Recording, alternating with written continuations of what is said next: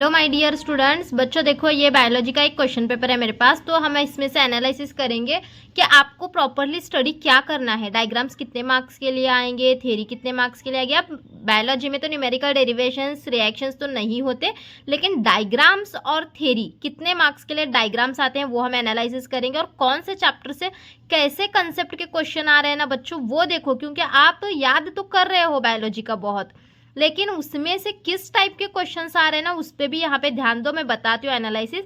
री exam, improvement exam जो भी बच्चे दे रहे हैं 2026 का, बहुत इंपॉर्टेंट रहेगा ये वीडियो आपके लिए। तो जल्दी से बच्चों देख लेना इसको। चलो स्टार्ट करते हैं फिर। ये देखो, ये सेक्शन ए में तो क्या मैं यहाँ पे बताऊंगी नहीं, ये तो 10 मार्क्स के लिए एमसीक्यूज होते हैं। यहाँ पे तो आपको क्या है, ये हो ही जाता है। यहाँ पे एमसीक्यूज आप कर लेते हो अच्छे से, है ना, आपको इसमें प्रॉब्लम नहीं आएगी आई होप। एमसीक्यूज कहाँ से करना है बच्चों, तो देखो अभी आपके पास अगर 21st सेट होगा तो उसमें से एमसीक्यूज कर लो। ये देखो, ये एमसीक्यूज हैं, मैं बता रही हूँ। अगर आपको याद करना है इसमें से तो भी कर सकते हो, लेकिन एमसीक्यूज का मैंने जितना एनालिसिस किया है ना बच्चों, तो मुझे नहीं लगता कि एमसीक्यूज जो है ना वो ज़्यादा रिपीट होते हैं। एमसीक्यूज रिपीट नहीं होते मोस्टली, तो क्वेश्चंस होते हैं लेकिन एमसीक्यूज नहीं होते ज़्यादातर। तो एमसीक्यूज अगर 21st सेट किसके पास है तो वो कर लो।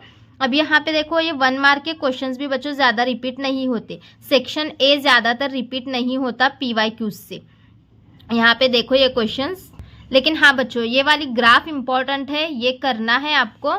और ये देखो ये वाला भी इम्पॉर्टेंट है। बायोलॉजी का बच्चों ज़्यादातर है ना 21st सेट से ही आता है मोस्टली। अब यहाँ पे हम सेक्शन बी से, यहाँ से देखो अभी सेक्शन बी अगर हम देखते हैं ना, तो यहाँ पे देखो अब डायग्राम्स कितने मार्क्स के लिए। अब ये attempt 8 of the following questions, ये तो क्या यहाँ पे थ्योरी है, gross primary productivity and net primary productivity. ये देखो डेफिनेशन आते हैं, लेकिन कंसेप्ट बेस्ड क्वेश्चन देखो बच्चों, यहाँ पे ये क्वेश्चन ना कैसे कंसेप्ट बेस्ड आया हुआ है, और ये वाला भी क्वेश्चन देखो कैसे यहाँ पे कंसेप्ट बेस्ड आया हुआ है। तो बायोलॉजी में ये क्वेश्चन ज्यादातर ना कंसेप्ट बेस्ड ही आते हैं। ये देखो यहाँ पे अब draw neat label diagram of thyroid gland and label thyroid follicle, ये क्वेश्चन डायरेक्ट आया हुआ है। अब यहाँ पे गिव रीजन, रीजन के क्वेश्चंस बायोलॉजी में बहुत ज्यादा आते हैं। तो ABA is also known as anti aspirants and explain the role of chlorophyllase enzyme in banana. तो देखो कैसे क्वेश्चन यहाँ पे डिवाइड हुआ है। जैसे आप क्या करते हो, एक बड़ा क्वेश्चन आप याद करते हो और एक एक्सेप्ट करते, और वो जो क्वेश्चन याद करते हो ना, तो वो क्या करते हो आप एक्सपेक्ट करते हो कि वही क्वेश्चन है वैसा आए। तो बायोलॉजी में वैसा नहीं होता। बायोलॉजी में देखो यहाँ पे ये भी क्वेश्चन देखो कैसे, यहाँ पे देखो आपको ये मतलब कि क्वेश्चन में ना बच्चों आपको कंसेप्ट वाइज क्वेश्चंस पूछे जा रहे हैं। बच्चा कहाँ तक पढ़ रहा है क्वेश्चन को सही से, आंसर को, ये देखा जा रहा है। ये डेफिनेशन है एम्बिबेशन की, और ये इसका प्रोसेस है, ये थ्योरी है। यहाँ पे देखो डायग्राम। अब ये डायग्राम्स अगर देखेंगे, आपको यहाँ पे ये आगे का नहीं आ रहा, एटलीस्ट आपने डायग्राम बना दिया, आपको मार्क मिल जाएगा। 1 मार्क तो मिलेगा 2 में से। यहाँ पे डायग्राम ही बनानी है, ठीक है ना। तो यहाँ पे ये 2 मार्क्स के लिए डायग्राम है, ऊपर भी यहाँ पे थी 2 मार्क्स के लिए, तो 4 मार्क्स के लिए डायग्राम हो गए। फिर यहाँ पे देखो ये कंसेप्ट बेस्ड। अब आप क्वेश्चन आपको पढ़ा होगा कि ऐसे क्वेश्चंस कहाँ से करेंगे। ये ऐसे क्वेश्चंस है ना, ये पीवाईक्यूज से मोस्टली रिपीटेड होते हैं ये वाले क्वेश्चंस। और 21st होगा तो ना यार, बायोलॉजी का 21st करो, बायोलॉजी का 21st से आने के चांसेस बहुत ज़्यादा होते हैं। और यहाँ से देखो ये डेफिनेशन, ये रेफरेंस इनका बोला गया है यहाँ पे। उसके बाद ये देखो यहाँ पे ये डिफरेंस लिखने के लिए बोला गया, X क्रोमोसोम Y क्रोमोसोम, ये कुछ यहाँ पे ऐसा बोला जाता है, लेकिन आपको जो पॉइंट्स हो आप लिख सकते हो।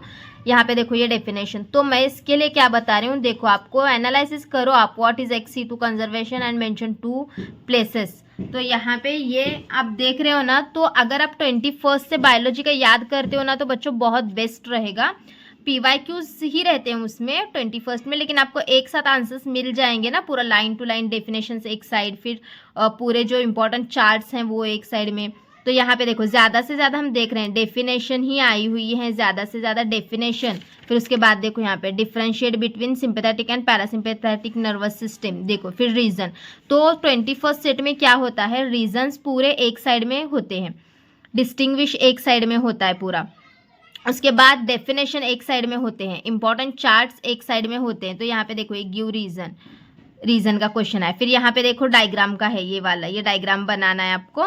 यहाँ मतलब कि डायग्राम टोटल हमने सेक्शन बी में 2 डायग्राम थे 4 मार्क्स के लिए, यहाँ पे सेक्शन सी में 5, 6, 7 मार्क्स के लिए डायग्राम हो गए बच्चों। ये देखो सॉरी 2 मार्क्स के लिए रहेगा, यहाँ पे 6 मार्क्स के लिए होगा। अब यहाँ पे देखो ये describe the steps of breathing, ठीक है, यहाँ पे स्टेप्स डिस्क्राइब करना है। अगर आपको स्टेप्स आ रहे हैं तो वो लिखो, नहीं आ रहा आपने डायग्राम भी निकाला, 1 मार्क यहाँ पे मिल जाएगा आपको। उसके बाद देखो व्हाट इज स्पर्मेटोजेनेसिस, और यहाँ पे ड्रॉ द डायग्राम ऑफ स्पर्मेटोज, मतलब कि यहाँ पे डायग्राम ये 2 मार्क्स के लिए, मतलब अभी तक हमने जो सेक्शन बी में कितने 4 मार्क्स के लिए डायग्राम देखा, सेक्शन सी में भी 2 डायग्राम्स थे, मतलब कि 5 मार्क्स के लिए थे वो। तो 4 और 5 कितने हो गए, 9 और ये 2 मार्क्स के लिए 11 मार्क्स के लिए डायग्राम है। देखो यहाँ पे ये थ्योरी का क्वेश्चन है, फिर ये चार्ट है, फिर उसके बाद देखो यहाँ पे ये भी थ्योरी का, ये देखो गिव रीजन का क्वेश्चन फिर से आया हुआ है, मतलब कि गिव रीजंस बायोलॉजी के पेपर में 8 से 10 मार्क्स के लिए आते हैं। और यहाँ पे देखो ड्रॉ द मैं लास्ट में आपको सब कुछ टोटल करके बताऊंगी। फिर यहाँ पे देखो ये डायग्राम ड्रॉ करने के लिए, फिर ये 2 मार्क्स के लिए आया है यहाँ पे, मतलब कि पीछे हमारे 9 मार्क्स 11 मार्क्स के लिए हुआ था ना ये, हाँ ये 11 मार्क्स के लिए हुआ था, ये 2 मार्क्स के लिए 12 13 मार्क्स के लिए हुआ। फिर यहाँ पे ये वाले डायग्राम फिर से 3 मार्क्स के लिए हैं, देखो मतलब कि 15 मार्क्स बच्चों डायग्राम्स के लिए हो गए यहाँ तक। अब ये क्या है, फर्टिलाइजेशन की सिग्निफिकेंस लिखना है। फिर उसके बाद यहाँ पे ये थ्योरी का क्वेश्चन है, ये भी थ्योरी है, ये सब कुछ थ्योरी है, ये डायरेक्ट है क्वेश्चंस। अब यहाँ पे देखो सेक्शन डी में तो ना बच्चों कैसे तोड़ के क्वेश्चन दिया जाता है। देखो यहाँ पे व्हाट इज ब्लड प्रेशर, फिर उसके बाद इंस्ट्रूमेंट का नाम लिखो, इसीलिए जब भी आप थ्योरी पढ़ रहे हो अच्छे से समझ के पढ़ो। ब्लड प्रेशर की डेफिनेशन, फिर यहाँ पे क्या बोला गया है कि इंस्ट्रूमेंट का नाम, फिर यहाँ पे डिफरेंशिएट आर्टरीज और वेन, इसीलिए बच्चों डिफरेंशिएट का क्वेश्चन मैं यहाँ पे आपको टोटल करके बताती हूँ लास्ट में। फिर यहाँ पे 3 एडेप्टेशंस एनिमोफिलस फ्लावर, और यहाँ पे ये थ्योरी का पार्ट है। फिर यहाँ पे पीसीआर चेन के बारे में थ्योरी का पार्ट है, ये भी थ्योरी का पार्ट है। फिर ये सब कुछ यहाँ पे कैसे है, डायरेक्ट यहाँ पे ये क्वेश्चन मतलब कि एक ही चैप्टर से है, तोड़ के क्वेश्चन पूछा गया। यहाँ पे देखो यहाँ पे भी सिग्निफिकेंस पूछा गया फर्टिलाइजेशन के, और उसके जो है ना 2 ऑर्गन्स को मेंशन करने के लिए बोला गया है।